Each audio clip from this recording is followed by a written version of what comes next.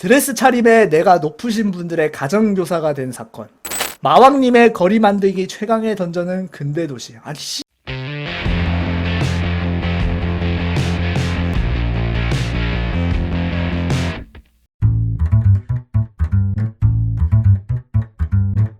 여러분, 라이트노벨 읽으시나요? 일일이 예시를 들기 어려울 정도로 많은 라이트노벨 작품들이 너무너무 긴 제목을 가지고 있는데요. 제목이 안 길면 뭔가 어색하다고 하시는 분까지 계실 정도로 많은 분들이 라이트노벨 하면 긴 제목을 떠올리시곤 하시는데요. 저도 뭐 그렇게 많은 라이트노벨을 읽는 것은 아니지만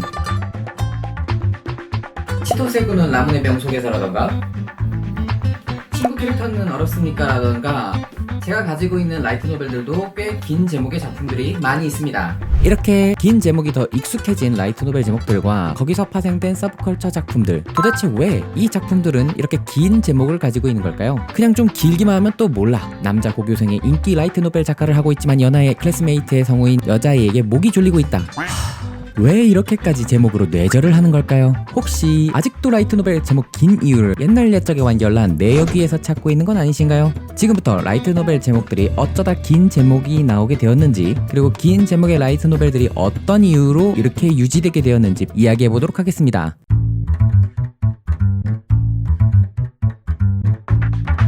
우선 오해를 풀어드린다는 의미에서 한마디 하자면, 사실 긴 제목이 유행을 하고 나서 많아진 건 사실이지만 그렇다고 해서 긴 제목의 작품이 아예 없었던 건 아닙니다. 굳이 라이트노벨에 한정하지 않더라도 우리에게 걸리버 여행기라는 제목으로 익숙한 작품의 원 제목은 세계의 여러 외딴 나라로의 여행기, 4개의 이야기, 처음엔 외과의사, 그 다음에는 여러 척배의 선장이 된 레뮤엘 걸리버 지음이라는 긴 제목을 가지고 있으니까 말이죠. 라이트노벨 시장의 상징적인 작품 부기팝 시리즈 같은 경우에는 1권에 해당하는 1998년작 부기팝은 웃지 않는다부터 2019년에 발간된 23권 부기팝 올마이티 디지가 리지를 생각하는 때까지 하나같이 괴랄하게 긴 제목을 가지고 에이 잠깐, 이 작품이 아직도 나오는 시리즈. 아무튼 옛날에도 긴 제목은 있었지만 특정 시점부터 긴 제목이 유행한 건 분명한 사실이죠. 그렇다면 언제부터, 어떤 작품에서부터 긴 제목의 작품들이 나오기 시작했던 걸까요? 여기서 우리에게 익숙한 작품들이 등장하기 시작합니다.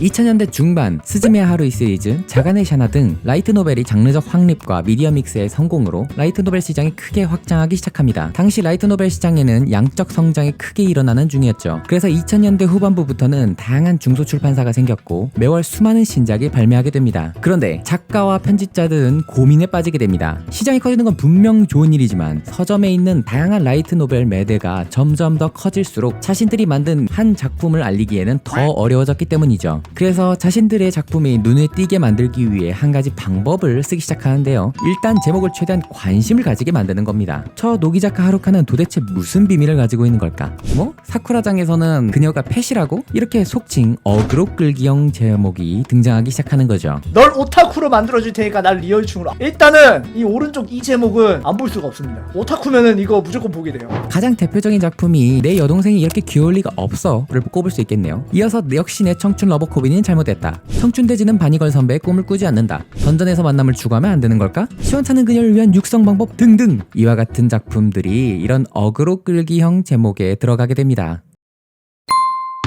1세대에서는 라이트 노벨의 종류가 늘어나자 제목으로 관심을 깔기 위한 목적이었다고 한다면 이제는 그 관심만으로는 부족하게 됐습니다. 어느덧 라이트 노벨 시장이 더 성장하게 됐고 더 많은 작품이 범람하게 됐죠. 라이트 노벨 시장이 성장하면서 이미 성공한 시리즈와 스타 작가들이 탄생했고 애니메이션화를 통해서 인지도를 높인 작품도 무수히 많이 나오는 상황. 이런 상황에서 사람들은 더 이상 수많은 작품들 속에서 들어본 적 없고 인지도 낮은 작품들을 굳이 뽑아서 살펴보지 않게 됐습니다. 결국 그런 독자들에게 조금이라도 자신의 작품을 알리고 작품에 흥미를 만들어야 했던 작가와 편집자들은 제목에 작품에 대한 줄거리를 설명해줘야만 했죠. 그러니까 라노벨 제목의 특징, 자꾸 시놉시스를 계속 제목에다 박아요. 실제 의사 겸 라이트노벨 작가로 알려진 최지인 작가가 평론가로 활동하던 시절 제목이 긴 이유로서 이 사례를 설명해주기도 했습니다. 대단히 유명한 작가는 제목이 길거나 짧거나 어차피 출간 사실만으로 홍보가 되고 출판사 차원에서 마케팅도 적극적으로 이루어지므로 크게 상관이 없지만, 반대로 첫 데뷔작이거나 충분히 유명하지 않다면 책 제목을 직관적으로 작성하여 독자들의 흥미를 유발시키는 방법으로 이런 경우를 사용했던 것이죠. 제목을 그냥 내용을 다 설명해줘 버리니까 뭐 나름 장점이었다고 생각했던 것 같아요. 驚いた。君にはまだ私が見えてるんだ。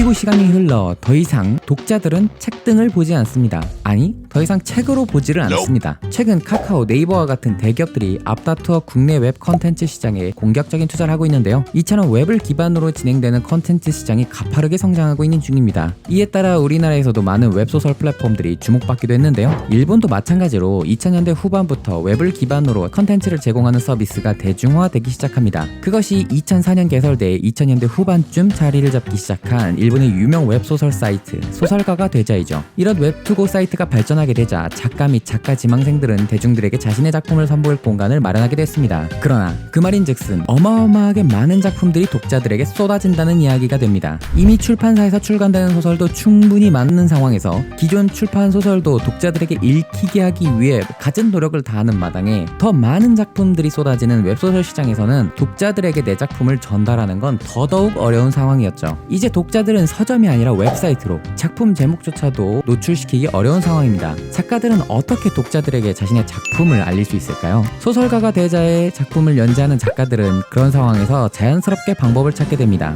그건 바로 검색과 장르 분류에 책 제목이 걸리도록 모조리 단어를 집어넣는 거죠. 독자들이 관심을 가지고 있는 키워드를 잔뜩 책 제목에 나열하는 겁니다. 웹소설 시장에서 일단 내 작품을 읽게 만드는 것은 더 어려워진 상황입니다. 그런 상황이다 보니까 기본적으로 독자들이 선호하는 요소가 매우 중요하게 됐습니다. 주로 즐겨보는 그 요소가 들어가야지 독자들한테 내 작품이 전달될 확률이 늘어나게 되는 거죠. 그래서 작가들은 독자들이 주로 어떤 작품을 즐겨보는지를 살펴보게 되고 그런 장르와 요소들을 작품에 넣는 한편 그러한 요소가 작품에 들어있다는 사실을 제목에 적극적으로 어필할 필요가 있었습니다. 왜냐하면 독자들은 웹사이트에서 검색을 하거나 관심 있는 장르를 태그해서 작품을 찾아보는 방식으로 접근하거든요. 그래서 기존 2세대 출판 시장에서 있었던 줄거리 설명형 긴 제목과 다르게 3세대 웹소설 기반의 긴 제목들은 제목을 굳이 문장으로 만들지 않기도 하고 최대한 많은 키워드를 나열하여 검색어 유입에 용이하게 만든 것이 특징입니다.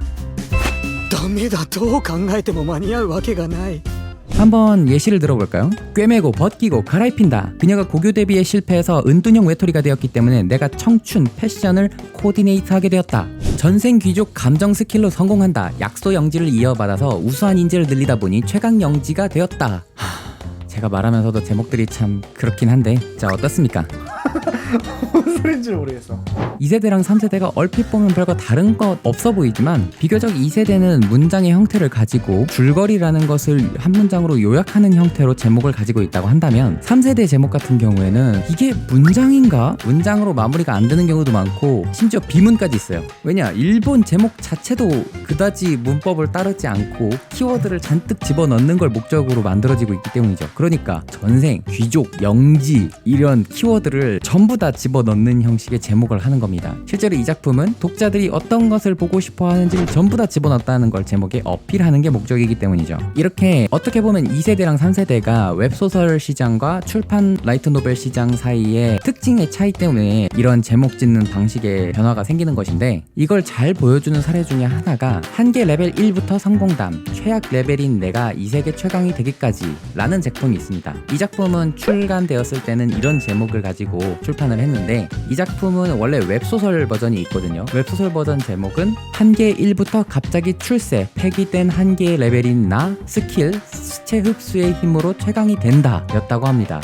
뭐랄까 둘 다 솔직히 문장형 제목이고 구구절절 설명하긴 하지만 확실히 3세대 즉 웹소설 기반의 제목이 좀 더 단어를 많이 나열하고 좀 더 문장 자체가 완성되어 있지 않은 형태를 가지고 있죠. 즉 2세대랑 3세대를 구분하는 가장 큰 특징은 작품의 태생이 어느 플랫폼이냐로 구분이 된다는 거죠. 저는 이렇게 3세대형 긴 제목을 검색어 유입형이라고 명명하고 있습니다. 왜냐하면 저런 제목을 짓는 이유가 그냥 검색어 유입 잘 되라고 혹은 독자들이 장르 키워드로 검색했을 때 잘 걸리라고 저렇게 짓는 거거든요. 지금까지 왜 라이트 노벨 제목들이 이렇게 혼파망 아니 길게 만들어지게 됐는지 알아봤는데요. 제가 1세대, 2세대, 3세대로 구분하긴 했지만 각 플랫폼에 발전되고 라이트 노벨이 많이 출간됨에 따라서 제목의 형태가 명확하게 구분되지 않는 형식으로 나온 작품도 제법 많이 있습니다. 2세대이면서 3세대 형식을 따르는 제목도 있고 1세대이면서 3세대 형식을 따르는 쓰는 제목도 있고 짬뽕이 되어 있다라는 거죠. 사실 제목이 길어지는 건 일본 라이트 노벨계만의 문제도 아닙니다. 국내 웹소설 시장에 익숙하신 분들도 국내 웹소설들이 제목이 천편일률적으로 길고 키워드 중심으로 돌아가고 있다는 걸 아실 겁니다. 우리나라 웹소설도 일단 독자들이 주로 선호하는 요소들을 최대한 작품에 많이 집어넣고 그거를 표현시키는 방식으로 제목을 짓기 때문이죠. 그래서 우리나라에서도 웹소설 자꾸 보다 보면 비슷비슷한 단어들이 자꾸 등장하는 걸 알 수 있습니다. 물론 최근에는 대기업들이 들어오면서 예전보다 웹소설 플랫폼의 검색 능력이 우수해졌습니다. 옛날에는 진짜 단순 키워드 검색밖에 못했기 때문에 제목에다가 잔뜩 단어를 집어넣었지만 요즘은 인공지능 기반의 작품 추천을 해준다던가 검색 엔진에서 작품의 컨텐츠를 분석해서 추천해주는 방식 등을 활용하고 있어서 예전보단 제목에 덜 의존하고 있다고 해요. 하지만 이런 식으로 웹소설 시장에서 제목을 길게 그리고 키워드 방식으로 짓는 것은 일종의 문화처럼 받아지고 있는 상황이기 때문에 아마 금방 이런 식의 제목들이 사라지지는 않을 겁니다. 어쩌면 컨텐츠 시장에서 컨텐츠가 과공급되고 그들이 최대한 수요자들에게 많이 전달받기 위해서 노력하는 과정에서 벌어진 독특한 현상이라고 볼 수도 있겠죠. 이상으로 이번 영상은 여기까지고요. 영상 재밌게 보셨다면 좋아요, 댓글 그리고 구독해주시면 영상 만드는데 큰 도움이 되고 있습니다. 이상으로 다큐멘터리의 융신이었습니다. 감사합니다.